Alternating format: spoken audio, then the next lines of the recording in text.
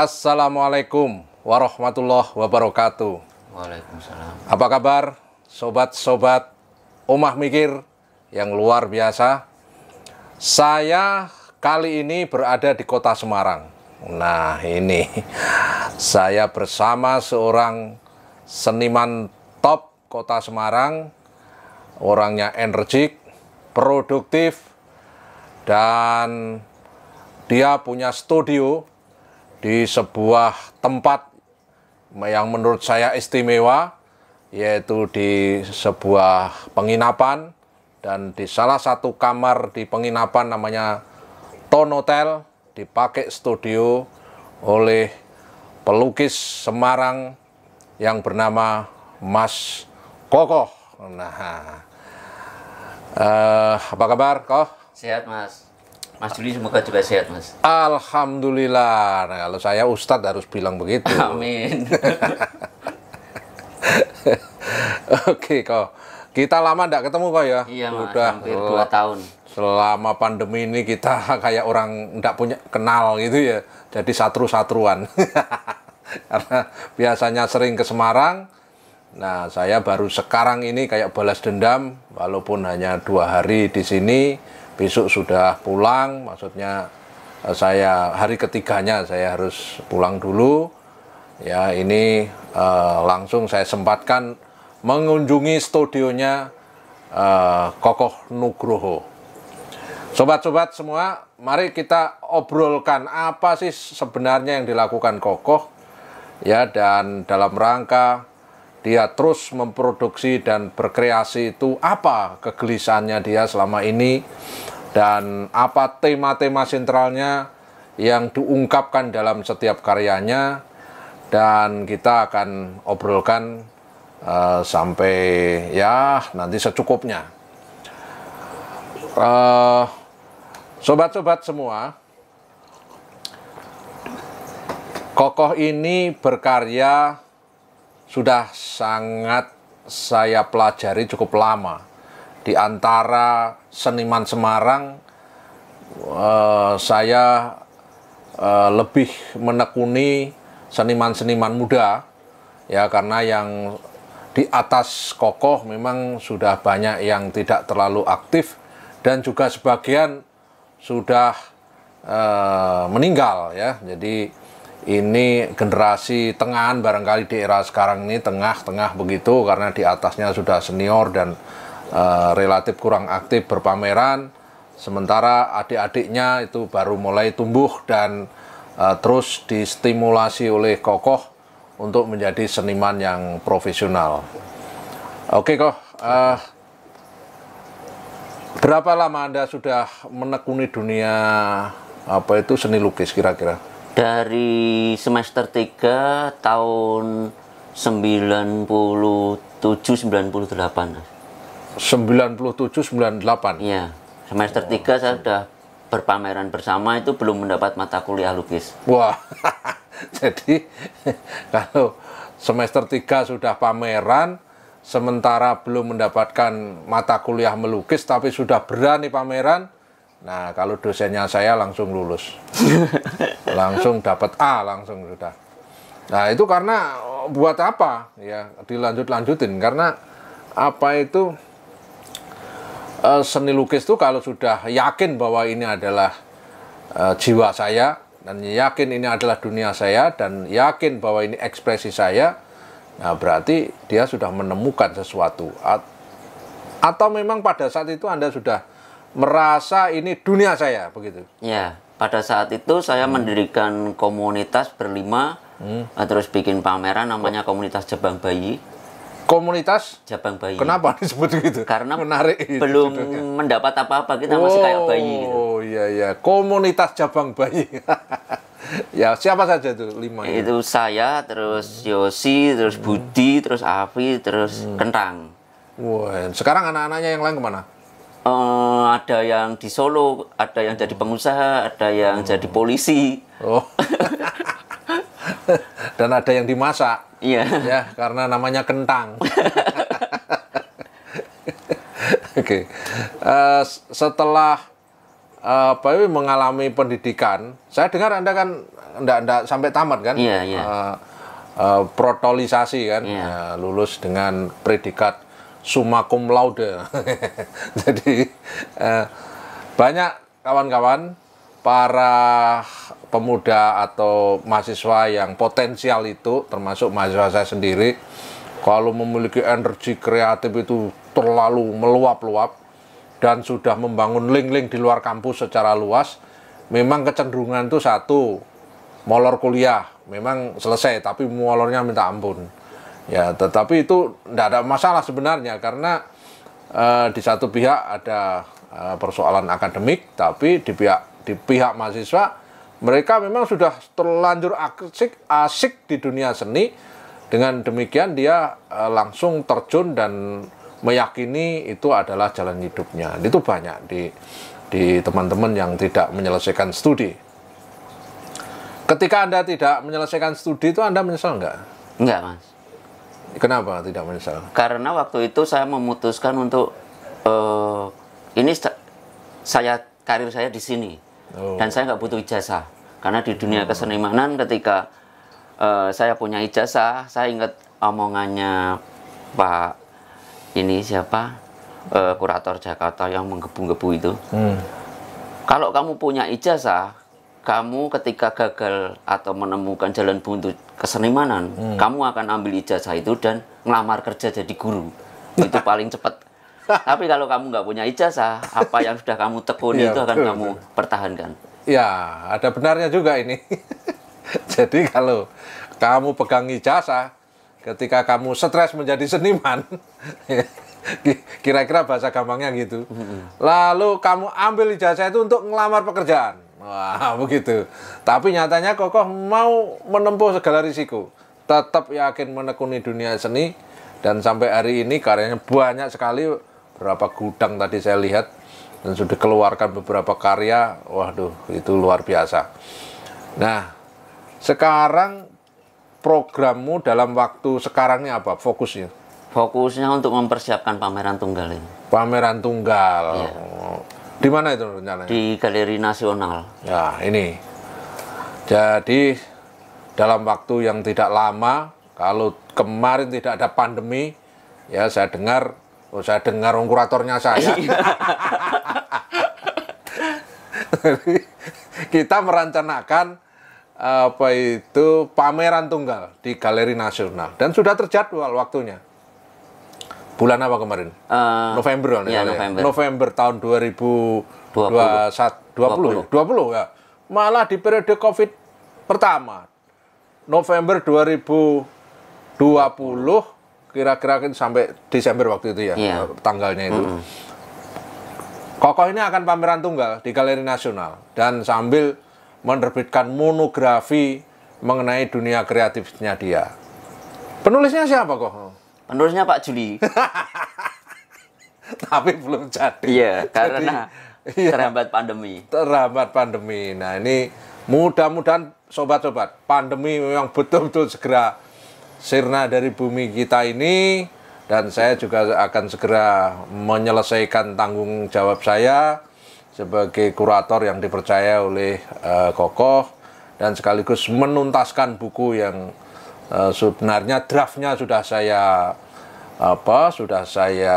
buat sedemikian rupa agar bukunya itu nanti menarik dibaca dan gampang dipahami ya, dan itu memang kok untuk konsumsi publik seni rupa yang memang betul-betul mencintai seni rupa.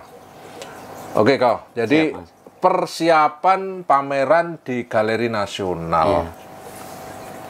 Kenapa pilihan Galeri Nasional itu dijadikan ibarat orang menembak itu harus di Galeri Nasional?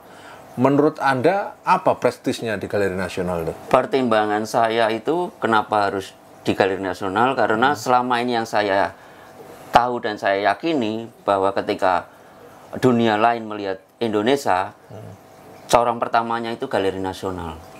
Oh, jadi Galeri Nasional adalah ibarat jendela utama untuk membuka pelukis-pelukis Indonesia di fora nasional.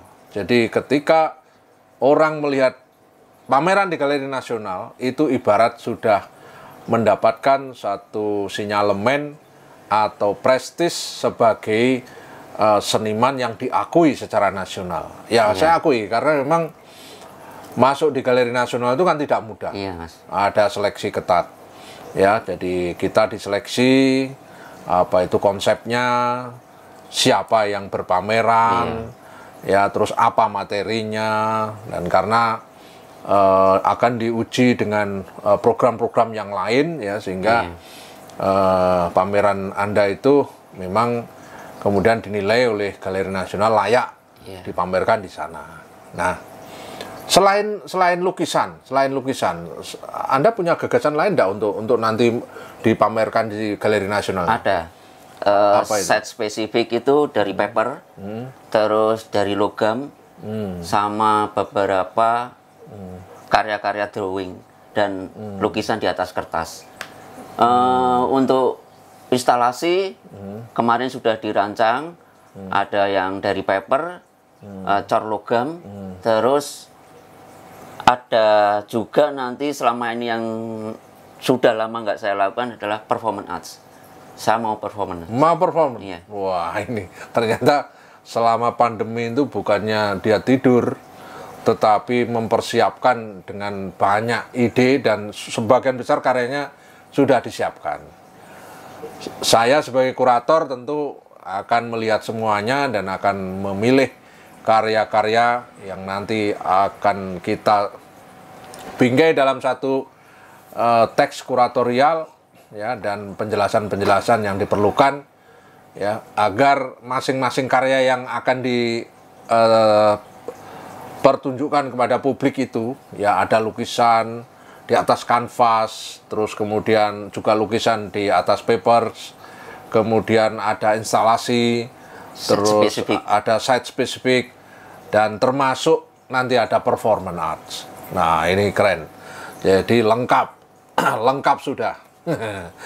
Ya, syukur-syukur nanti ada tambahan misalkan artis talk misalkan itu artis talk di gedung sayap kanan Galeri Nasional itu biasanya disiapkan apa itu ruangan untuk artis talk ya. Kemarin juga dari Galeri Nasional meminta apa yang bisa saya lakukan untuk memberi edukasi ke publik, dan saya pengen ngangkat ini, Mas, bagaimana berkarya dengan rasa. Maksudnya gimana? Berkarya dengan rasa itu nggak semata-mata kita berkarya have fun aja, tapi juga apa yang selama ini kita gelisahkan dirasain, baik itu kesedihan, kemarahan, bisa benar-benar tercurah langsung ke karya dan sekali selesai. Memang karya Anda ini saya lihat spontanitasnya begitu kuat sekali ya. Jadi Koko itu kalau berkarya sangat betul-betul ekspresif dengan langsung berinteraksi dengan cat dan kuas plus kanvas di atas kanvas itu dengan itu sangat ekspresif, dan akhirnya di dalam momentum tertentu dia harus menghentikan goresannya karena di situ dia menemukan satu artistik dan sekaligus kualitas estetik yang kuat sekali, dan itu memang tidak gampang untuk mencapai ekspresif yang seperti itu. Dan kemudian Anda memutuskan untuk ya ini, itu apa di dalam dorongan apa itu kemudian? Awalnya ketika saya mengangkat satu tema itu, saya mempelajari dulu, Mas. Bahasa gampangnya yang sekarang keren itu riset. Ya. Riset saya ya nggak riset seperti seorang ilmuwan itu enggak. Bukan seperti saya. Enggak.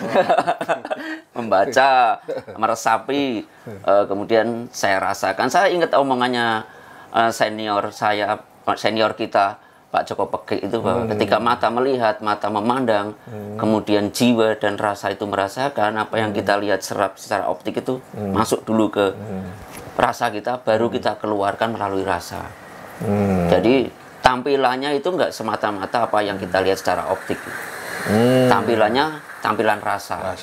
Oke. Nah, dari situ saya belajar untuk bagaimana mengolah karya itu biar bisa penikmat itu merasakan juga apa yang saya rasakan. Getaran-getaran itu gitu.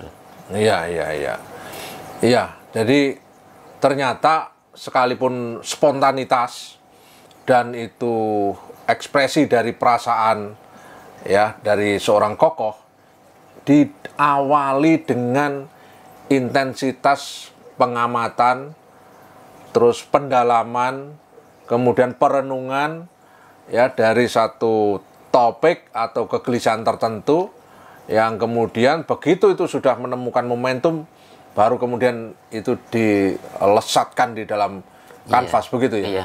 Saya pernah satu ketika malah ketika saya memegang sket yang saya pegang itu, saya menangis, Mas, karena waktu itu saya merasakan melukis tentang kepedihan dan kelaparan di Afrika. Nah, ketika momentum itu saya dapat, saya menangis, saya selesaikan.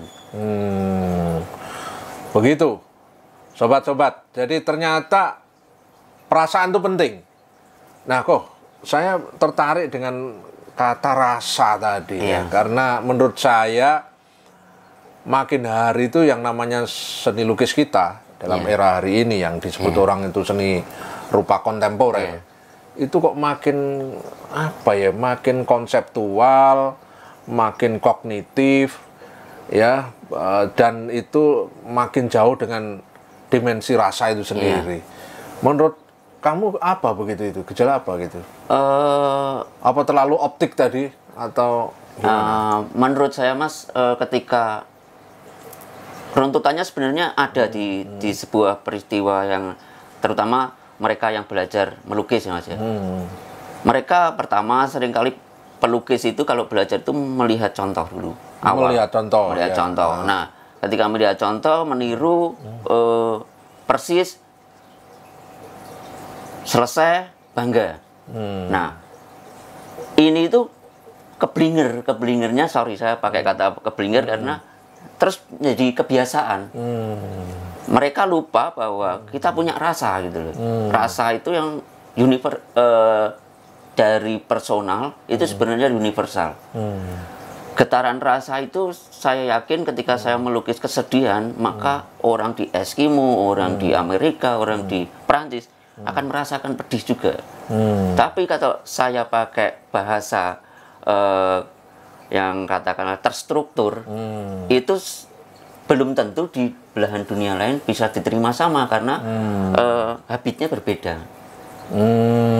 Jadi pentingnya dunia rasa bagi saya itu, dan sekarang kenapa Mas Jeli tadi ngomong banyak yang kayak gitu, mereka apa-apa spontan, Mas.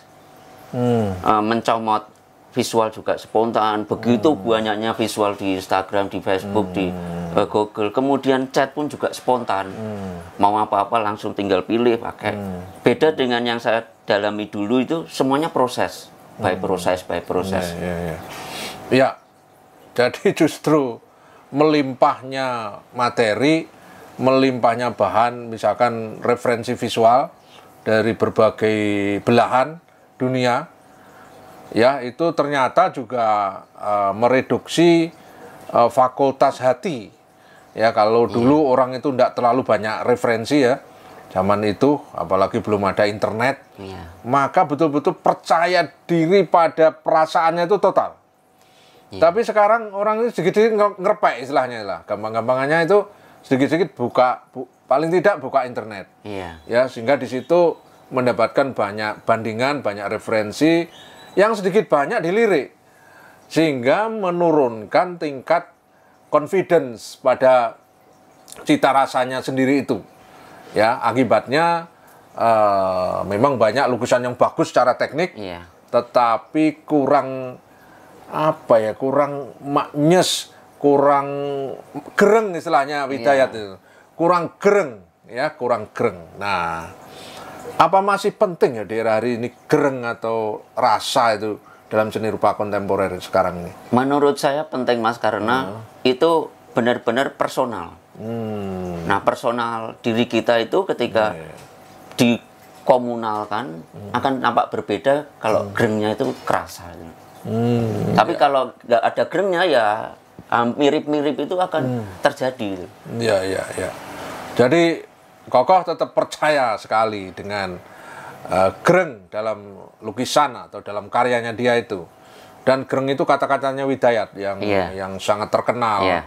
Kalau mengevaluasi karya orang lain, terutama mahasiswanya dulu itu mesti karya itu harus gereng. Ibaratnya itu kalau ambil Pak Sujoyono itu jiwa ketok, harus ada soul-nya keluar. Karena dengan soul itu sifatnya personalitas. Dan soul itu tidak bisa ditiru. Kan gitu kan? Tapi kalau teknik bisa ditiru. Tapi begitu persoalan jiwa atau rasa itu dikeluarkan dan itu menjadi bahasanya kokoh, nah orang lain pasti mendekati saja tidak bisa. Dan rata-rata seniman-seniman yang seperti itu kayak Avandi, lalu Sujoyono, lalu Hendra Gunawan, itu memang apa ya, seninya itu memang betul-betul punya aura personalitasnya yang kuat sekali. Kerasa di hati, bukan di pikiran. Betul, iya. Enak, oke. Oke Kak, sebelum kita lanjutkan, kita ngopi dulu. Siap, Mas. Nanti setelah itu akan kita lanjutkan lagi. Tadi kamu cerita mengenai dunia seni rupamu itu sebenarnya yang paling yang Anda kenang itu mulai kapan? Bahwa Anda mulai yakin bahwa melukis itu sebagai sebuah jalan hidup, gimana? Persoalan ketika saya memutuskan untuk berkarir di dunia seni lukis atau dunia perupaan itu setelah saya melakukan ini, Mas Juli, menerima tawaran dari Galeri Langgeng waktu itu untuk di sana berkarya sambil dalam tanda kutip itu bantu perhelatan di Langgeng. Waktu itu Langgeng belum seperti sekarang yang di Jogja, masih di Magelang.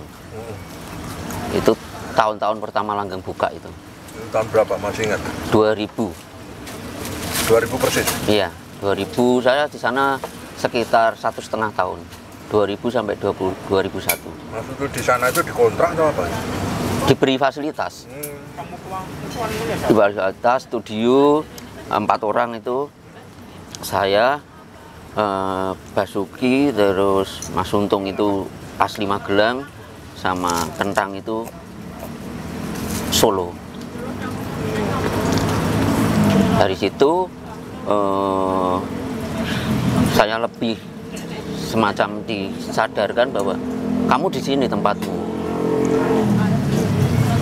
nggak kemana-mana.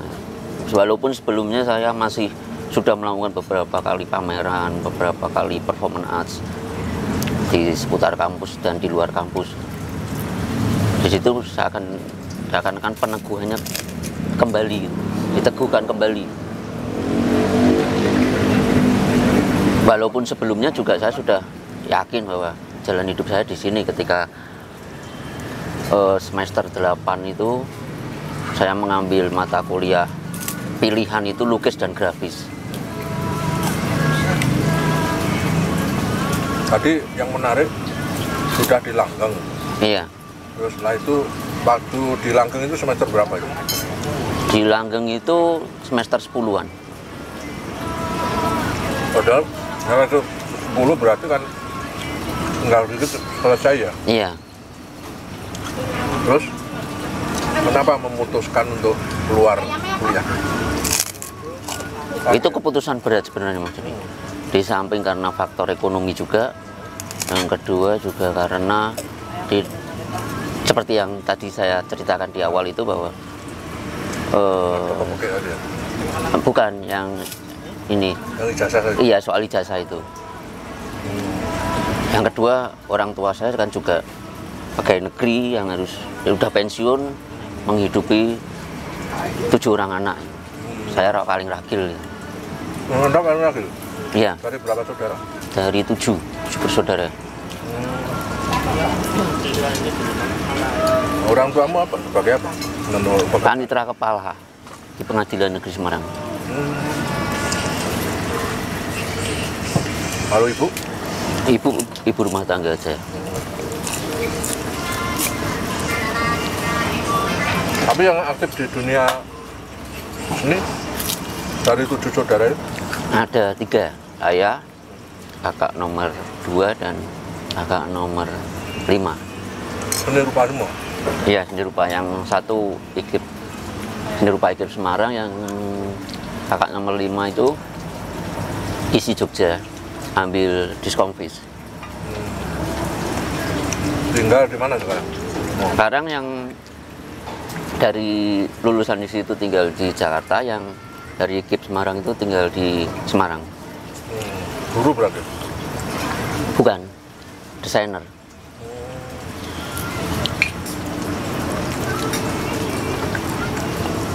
Kamu pemeran tunggal berapa kali kok ya? 3 kali besok itu. Oh, 3 kali yang akan datang? Iya.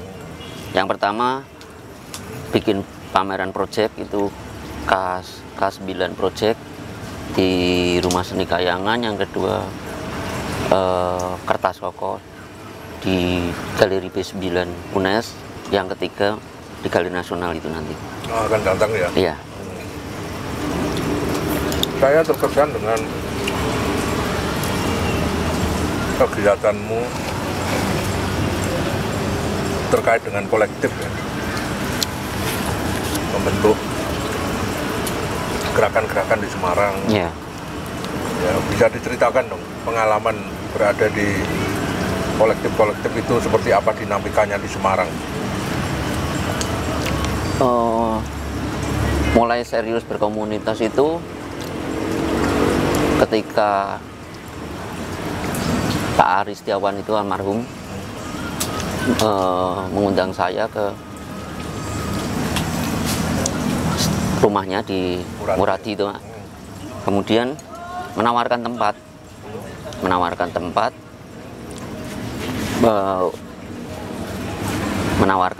dan menawarkan juga peluang untuk saya menyelesaikan kuliah, tapi dengan batasan saya nggak boleh kumpul sama teman-teman lagi, kegiatan hanya melukis dan melukis sekolah itu aja. Dari situ tawaran itu kemudian saya mulai mendirikan komunitas-komunitas baru lagi, progresif itu dari yang 5 orang awalnya itu, yang pertama kali berkomunitas itu semester 3, terus yang kedua berkomunitas itu 15 orang, namanya ini komunitas suara-suara dari gunung, karena masih di UNES, Mas.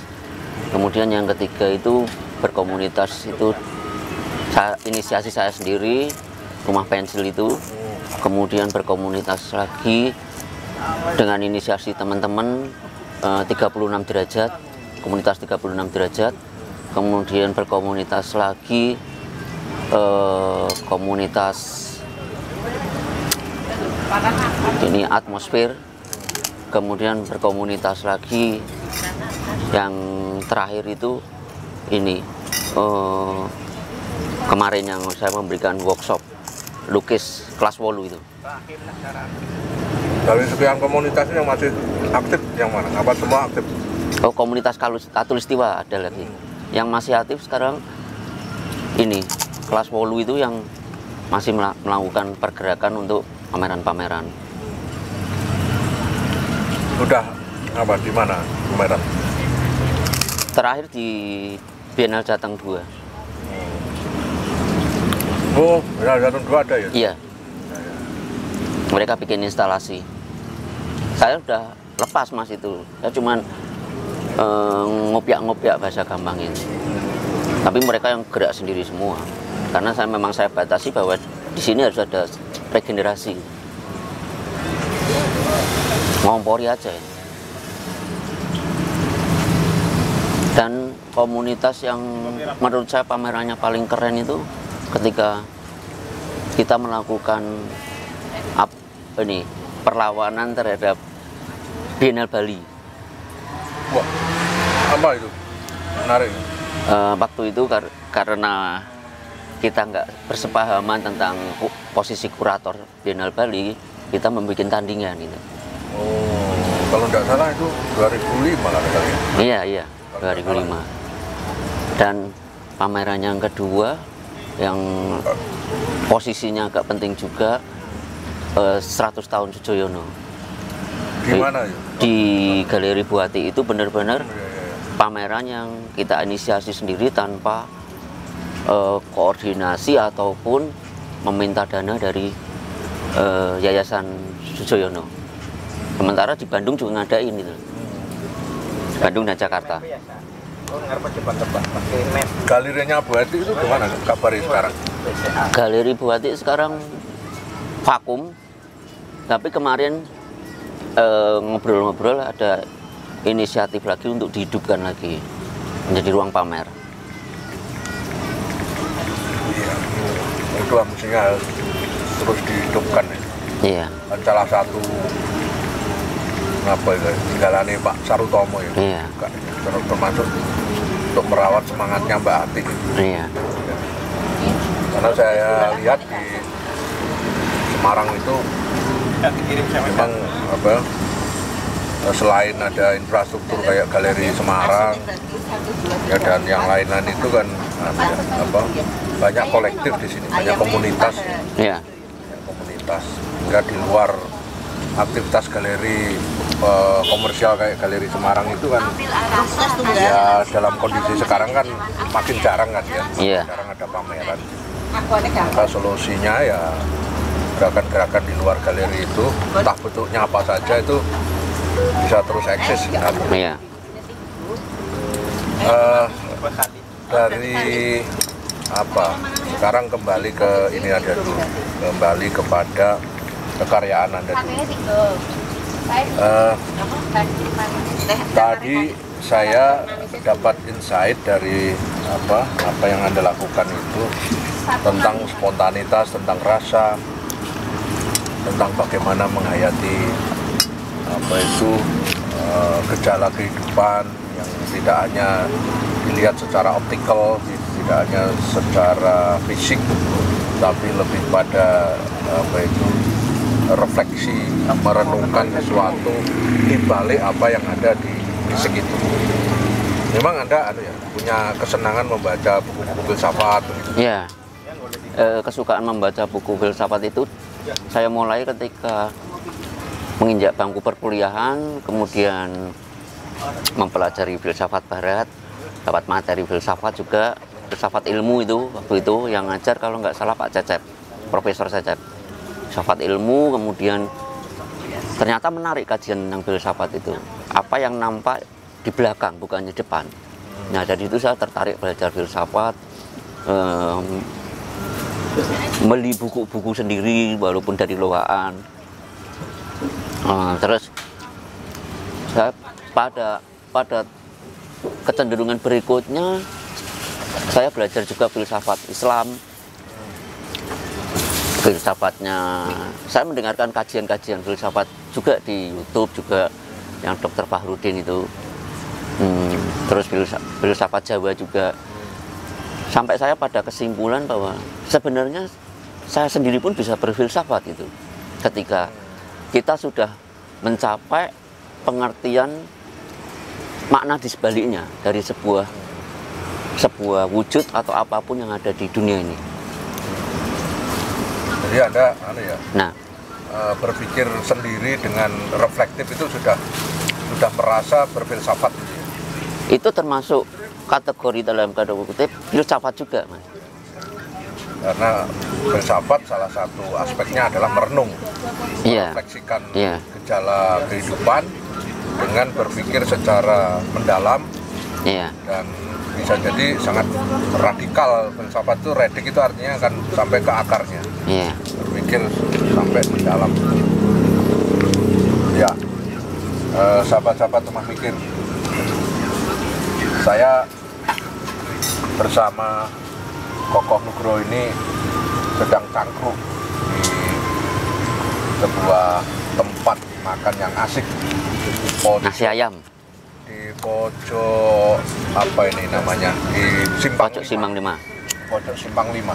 Di sobat-sobat kalau datang ke Semarang rugi rasanya tidak menikmati malam ya, walaupun ini sebenarnya agak gerimis, rintik-rintik, tapi asik, makin dingin-dingin sedap, makin dingin-dingin semriwing. Aduh, apalagi makanannya enak banget, yaitu nasi dikasih apa ini ya, tampilannya itu pakai daun ya, pakai daun pisang, kemudian ada Ayam, suwiran ayam suwiran, dikasih tahu, terus kemudian lalu ada kayak semacam lodeh gitu ya, dari sayurnya sayur apa istilahnya tuh, sayur apa itu namanya tuh, sayur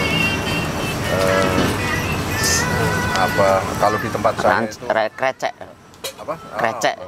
plus krecek, terus tidak lupa juga pakai ini Kris Dayanti.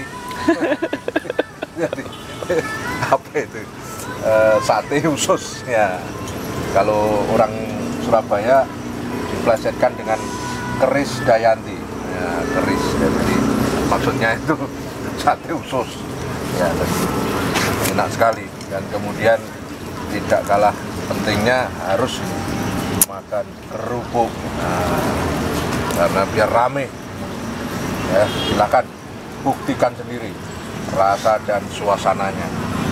Dan warung ini memang malam hari, ada yang baru buka sih, ada sebelahnya itu baru berdatangan, baru ditata, padahal ini kita Cangkruk ini sudah setengah 11 malam sampai subuh ini, Mas. Ini sampai subuh ya, silakan.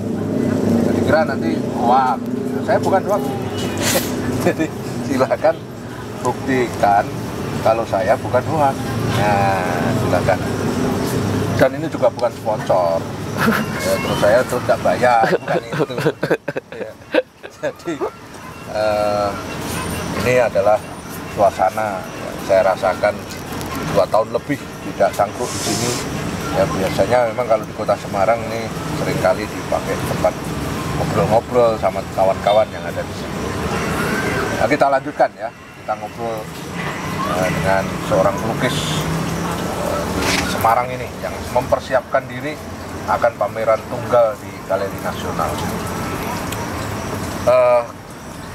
Lukisanmu itu secara umum saya lihat itu selalu memperkarakan dunia manusia. Iya.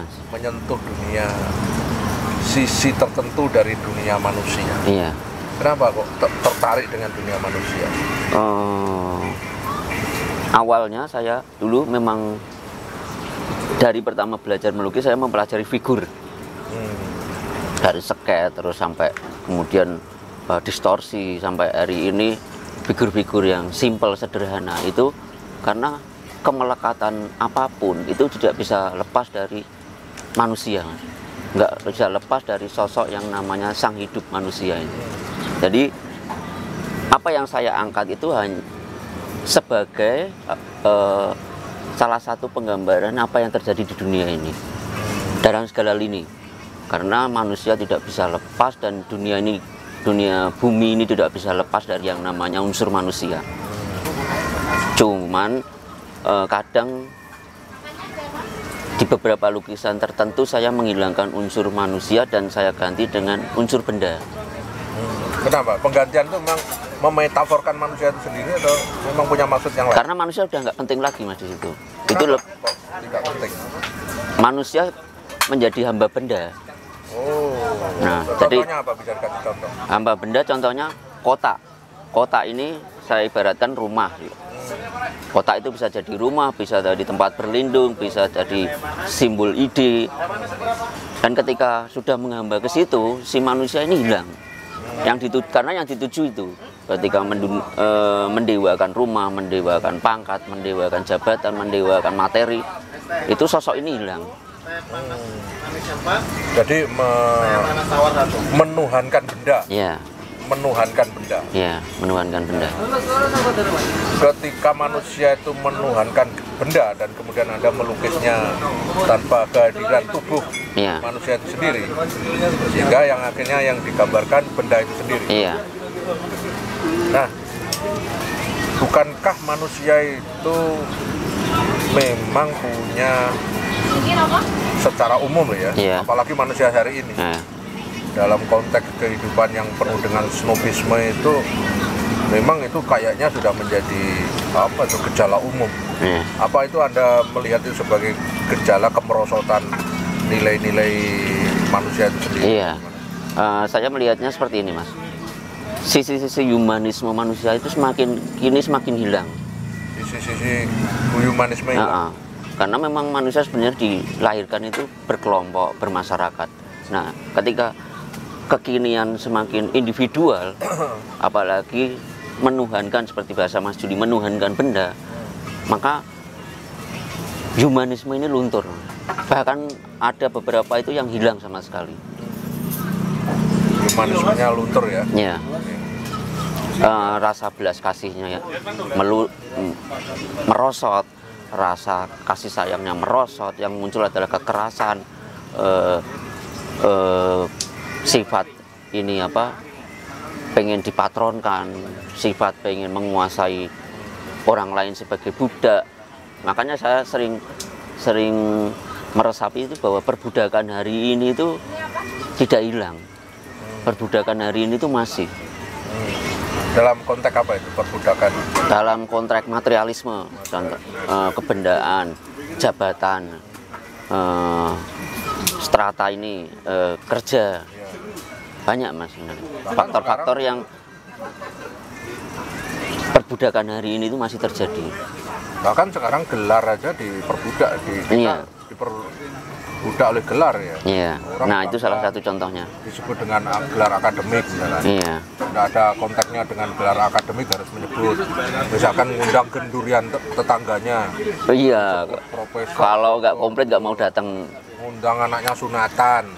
Profesor, doktor ini. Ya itu sebenarnya ya berlebihan ya. Iya. Tapi itu terjadi Mas. Iya memang. Kadang-kadang kalau tidak disebut begitu marah. Iya nggak mau datang. Iya. Ya itu. Nah, itu kasus-kasus unik yang terjadi di lingkungan kita. Ya bisa jadi itu tidak unik tapi paradok ya. Iya. Paradok. Dan itu menunjukkan kemerosotan ini, Mas. Kemerosotan ini. Nilai-nilai kemanusiaan. Kalau menurut pikiran Anda kemerosotan itu kenapa ya? Apa karena orang sudah tidak hanya mempraktekkan misalkan kayak agama itu hanya sisi tampilannya saja tetapi tidak menampilkan beragamanya secara, kalau bahasa agamanya tuh ihsan ya, jadi esoteris, lebih kepada apa sikap dan nilai-nilai agamanya dijadikan pedoman kehidupan ketimbang hanya casing. Iya. Sosoknya koyok orang wah keren nih, wah ini ilmuannya tinggi, tapi ternyata kejam, ternyata menghina orang, ternyata menyakiti orang, dan dengan perilaku yang destruktif itu. Nah, apakah ini karena agama dalam hal ini itu mulai hanya sekedar dijadikan panggung, bukan kadang-kadang panggung itu bisa menjadi panggung politik, terus dengan membawa agama di baliknya.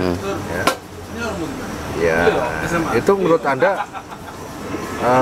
apakah itu bisa dijadikan sebab dari munculnya tadi orang-orang yang membendakan atau menuhankan benda-benda itu? Ya, begini Mas Juli, menurut saya orang hari ini silau akan kostum yang dikenakan oleh seseorang, silau akan materi yang melekat pada seseorang, baik itu baju agama, baju gelar, baju pangkat. Dan ketika pada titik itu orang silau, mereka lupa bahwa hakikatnya kita sama. Nah, ketika si sosok ini semakin merasa jumowo dengan segala atribut yang menempel, dia semakin merasa kayak menjadi Tuhan baru bagi masyarakat kecil atau masyarakat agak luas. Dan patron-patron kayak gitu banyak terjadi di lingkungan kita. Dan agama hari ini bukan lagi agama yang habuminanas. Belum apa lagi? Menurut saya agama hari ini adalah agama yang sekedar alat politik, alat untuk mencari duit. Dalam kajian yang saya dengar, ada satu agama itu yang digunakan untuk mencari uang. menghidupi bagi hambanya. Dan menurut saya ini juga terjadi di periode lama, di Mesir juga terjadi seperti itu. Jadi kemerosotan yang paling fundamental di agama itu berdampak kepada kemerosotan yang lain. Karena agama sebenarnya digunakan untuk alat menata segala kehidupan yang ada di dunia ini. Dan urusan kita dengan Tuhan itu lebih ke spiritualitas individu masing-masing. Oh itu ya, jadi substansi Anda melukis berdasar berbasis pada persoalan manusia itu karena background seperti tadi ya. Iya. Nah sekarang di lukisan Anda juga saya lihat beberapa itu mengambil ikon-ikon hewan, kuda misalkan. Iya. Ya. Iya. Ketika Anda menghadirkan sosok-sosok hewan misalkan, Iya. apa yang Anda maksudkan? Hewan itu sebenarnya itu hanya perumpamaan aja. Itu bahasa simbol yang saya pakai untuk mengabarkan keadaan terkini yang terjadi. Misalnya ketika kuda berkepala manusia, kaki kuda ujungnya bukan besi tapi kepala manusia. Ini seolah-olah memutarbalikkan si kuda sendiri. Kuda itu sebenarnya baik. Kuda itu tidak serakah. Kuda itu bekerja sesuai kitahnya. Kuda itu hidup sesuai fungsinya. Nah, karena manusia ini yang terlalu serakah dan dengan segala egonya itu akhirnya menjadikan saya mengambil kuda ini sebagai idiom. Yang baik menjadi buruk gitu. Bukan kudanya yang buruk, tapi manusia yang buruk. Oh, jadi kuda itu ternyata juga simbolisasi atau metafor dari perilaku manusia. Iya. Oh. Jadi anjing itu juga buruk, kuda nggak buruk, babi itu juga nggak buruk. Ini hanya simbol metafor aja. Ya. Justru untuk menyimbolkan manusianya. Iya, yang lebih rendah daripada binatang gitu. Oh, jadi manusia itu lebih rendah daripada binatang? Kalau sikapnya, perilakunya, tingkahnya lebih dari binatang. Binatang itu sebenarnya bagi saya itu mereka itu makhluk hidup yang baik. Makan nggak serakah. Nyimpen makan pun kayak beruang itu secukupnya selama musim dingin. Jadi hal-hal kayak gitu tuh saya ambil sebagai serapan untuk menganalisa kehidupan manusia. Kita telah mendapatkan sejumlah poin yang menarik dari tokoh. Karyanya itu ternyata memang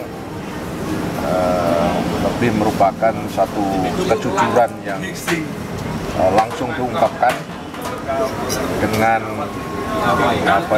situasi psikis yang sangat kuat membentuk ekspresi itu, dan ekspresi yang telah dihasilkan itu tidak lain adalah hasil dari perenungan dari sebuah problem kehidupan yang kemudian secara metafor dia ungkapkan dengan bahasa yang khas.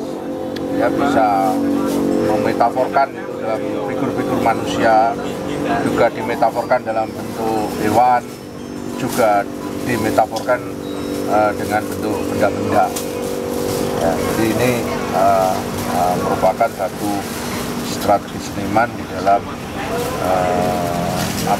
melahirkan suatu karya yang unik, yang subjektif, yang personal stylenya itu betul-betul terasa. Dan itu menurut saya telah dicapai kokoh dengan cukup luar biasa. Sahabat-sahabat semua, saya akan bertanya sedikit lagi kepada dia, ya, karena sebenarnya ingin saya tanyakan cukup banyak, ya, tapi Anda semua nanti saya persilahkan nonton pamerannya di Galeri Nasional saja, agar betul-betul bisa menghayati, menikmati bagaimana ekspresinya kokoh itu betul-betul kayak air banjir langsung dalam hitungan tidak lama gitu lukisan itu jadi dan mantap ya. Nah toh itu ketika Anda berkarya sering nggak melakukan revisi itu, misalkan karya itu setelah tiba-tiba Anda terus kehilangan mood gitu, terus akhirnya nggak jadi gitu. Itu terjadi ketika saya terkontaminasi dengan yang disebut kata indah itu. Oh, kenapa Anda kok begitu? Karena Saya bilang kontaminasi karena ketika memikirkan keindahan, hakikat apa yang saya maui perlahan-lahan bergeser, akhirnya hilang. Esensi nggak ketemu, yang nampak adalah bukan diri saya. Nah, ketika itu terjadi, karya saya letakkan.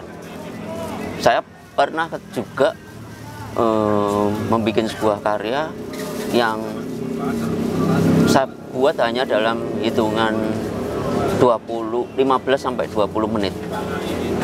Dan itu, karya itu malah Pak Dr. Wei Hong Jin itu suka banget. Itu ketika saya ulang tahun, jam 3 malam, tiba-tiba ada ledakan di dalam diri saya tentang ini, kontemplatif, memaknai diri saya ulang. Apa makna kehadiran, apa yang saya mau, apa yang harus saya jalani sesuai dengan perintahnya Tuhan itu. Saya sapu kanvas dengan cat putih, terus saya bentuk visual yang menurut saya itu potret wajah saya dengan goresan kasar, semuanya pakai tangan. Terus teks BD, saya mengucapkan ulang tahun kepada diri saya sendiri, selesai. Di situ saya benar-benar puas bahwa ketika saya tidak terjebak di dalam kata keindahan, saya menemukan rasa diri saya di karya saya. Tapi ketika saya terjebak yang mengindah-indahkan karya, saya semakin hilang, akhirnya karya itu palsu, Bu. Palsu dalam tanda kutip, bukan saya murni. Itu sudah tercemari seperti yang tadi kita bicarakan, Mas Juli, ketika kita terlalu banyak menonton serapan-serapan dari luar, kita kehilangan esensi personality kita. Ya, oke. Ini unik, sahabat-sahabat Rumah Mikir ya. Jadi masih ada di era kontemporer itu, ternyata ada seniman yang masih sangat percaya mengenai perasa. Dan rasa itu betul-betul dipercaya sebagai ungkapan yang paling murni, paling jujur, ya, berdasarkan pengalaman keindahan, pengalaman kreatif dan pengalaman kehidupan, ya, yang telah direnungkan secara reflektif dan kontemplatif, ya, melalui bahasa individu yang khas. Dan ini memang makin hari seni kontemporer itu makin terlalu formalis, ya, seringkali hanya tampil sebagai sebuah pemikiran, tetapi kurang tampil sebagai sebuah karya yang memiliki, orang Bali sebut taksu, ya, orang Barat aura menyebutnya aura, walaupun dalam filsafat aura itu sudah berakhir, tetapi benarkah berakhir? Kalau memang aura itu tidak ada di dalam karya seni, seperti yang dimaui Kokoh, sebenarnya dia sedang bicara tentang aura di dalam karya seni, ya, atau taksu di dalam karya seni. Lalu fungsinya seni untuk apa? Kalau memang tidak ada taksu di dalamnya, tidak ada aura di dalamnya. Kalau seni hanya tampil sebagai benda material, ansip, tanpa ada soul di situ, tanpa ada jiwa yang ada di dalam material itu, ya, pertanyaannya adalah untuk apa kemudian seni diciptakan? Yeah. Nah, kalau menurut Kokoh apa seni itu diciptakan sebenarnya untuk apa sih? Menurut Anda? Seni diciptakan untuk mengabarkan satu keadaan kita hari ini kepada generasi yang akan datang, bahwa ada peristiwa-peristiwa di masa kita hidup sekarang yang perlu diketahui oleh generasi mendatang sebagai catatan di bidang seni rupa dan penanda zaman seni itu. Penanda zaman itu bisa sekarang, bisa hari esok, bisa masa lalu. Bagi saya seni itu melampaui ruang dan waktu. Ketika kita berkarya, kita akan menembus dimensi-dimensi yang saya sendiri kadang tidak tahu. Karena ada salah satu teman saya yang sampai bertanya-tanya pada saya itu, proses melukismu seperti apa? Kok kamu bisa menciptakan sosok-sosok yang setahu saya itu ada di dimensi lain. Apakah kamu kerasukan? Ataukah kamu menjalani ritual dulu tertentu pakai hiu atau bongsoa atau apa gitu. Ya saya cerita bahwa proses kreatif saya dalam berkarya ya sekedar menenangkan diri, meditatif, kemudian mengublek-ngublek apa yang saya rasakan. Dan itu yang keluar. Bagi dia yang melihat karya saya, sosok-sosok itu ada, Mas. Di dimensi yang jauh, bukan dimensi dekat. Dunia spirit, dunia mistis Jawa kan ada pocongan, ada gendruwo. Bagi dia itu yang dimensi ke-100. Sampai ada karyamu yang sosoknya udah sempurna hilang. Saya nggak nyampe ke situ gitu loh. Bagi saya nggak peduli dengan dunia itu. Yang saya pedulikan bahwa apa yang saya gelisahkan tentang sebuah fenomena korupsi, politik, agama, kekerasan, perang itu bisa tervisualkan dengan seperti yang saya mau. Termasuk dunia mistis Jawa, dunia mitologi Jawa, wayang dan sebagainya. Ya, menarik kan sobat-sobat semua. Makin asik kita ngobrol, makin mendalam apa yang dikatakan Kokoh Nugroho.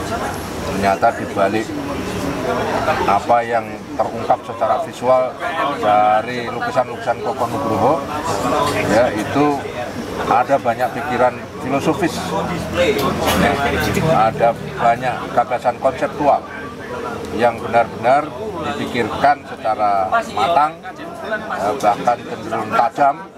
Ya, dengan demikian kita bisa merasakan ya gejolak batin yang ada di dalam karya-karya Kokoh Nugroho. Nah, sahabat, di tempat ini makin malam makin banyak orang yang ingin makan. Jadi banyak sekali pengunjung. Ya, makin malam bukan tambah sepi, tetapi tambah ramai. Ini luar biasa. Nah, saya kira ini bisa jadi tanda-tanda bangkitnya kehidupan setelah pandemi. Ya, mudah-mudahan pandemi benar-benar berakhir, kembali lagi kita hidup secara normal seperti biasanya. Saya kira itu kita akhiri pertemuan ini bersama Kokoh Nugroho, dan kita akan sambut nanti pameran dia di Galeri Nasional. Oh, tambahan Mas Juli. Apa? Mungkin nanti ke depan kita bisa membahas teks sebagai bukan lagi teks tapi image. Oke. Kita nanti saya akan berkunjung lagi ke Semarang beberapa minggu yang ke depan.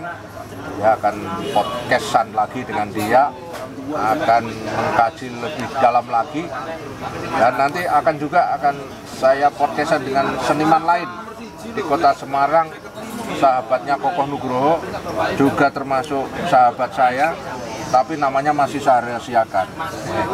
Nanti saja. Jadi itu akan saya wawancarai nanti pada hari yang berbeda. Saya kira itu, sobat-sobat semua, bertemu lagi pada sesi yang akan datang. Salam sehat. Wassalamualaikum warahmatullahi wabarakatuh. Waalaikumsalam warahmatullahi wabarakatuh. Selamat, Dot.